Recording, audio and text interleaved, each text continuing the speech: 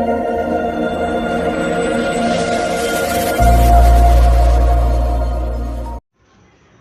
అండి, మీ అందరికీ నేను పుష్య ఆదివారాల నోము గురించి చెప్పబోతున్నాను.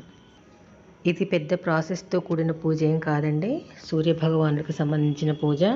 అంటే మనము పుష్యమాసంలో మాఘమాసంలో సూర్య నమస్కారాలు కానీ సూర్యుడికి పూజలు చేస్తే చాలా మంచిదంటారు. అది ఆరోగ్యపరంగా కూడా చెప్తుంది ఈ పూజా విధానం అండి. దేనికైతే కంపల్సరిగా మనకి చిక్కుడికాయలు, రేగిపళ్ళు, చిక్కుడు పువ్వు, చిక్కుడు ఆకులు, బంతిపూలు కంపల్సరిగా కావాలండి.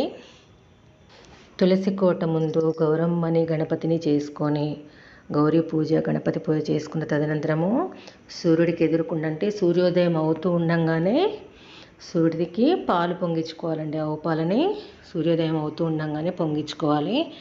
ఇలా ఎన్ని వారాలు వస్తే కనుక అన్ని వారాలు ఈ పుష్య ఆదివారాలు చేసుకుంటారు. కొన్ని ప్రాంతాల్లో మాఘపు ఆదివారాలు కూడా చేసుకుంటారండి. మేము మాత్రం పుష్య ఆదివారాలను చేసుకుంటాము. ఇది ఈ కులంతో సంబంధించింది ఏం కాదు, సూర్యుడికి కాబట్టి ప్రకృతిపరమైన నోము కాబట్టి ఎవరైనా నోచుకోవచ్చు. నా ఈ వీడియో కనుక మీకు నచ్చినట్లయితే లైక్ చేయండి, షేర్ చేయండి, సబ్స్క్రైబ్ చేసుకోండి. Thank you.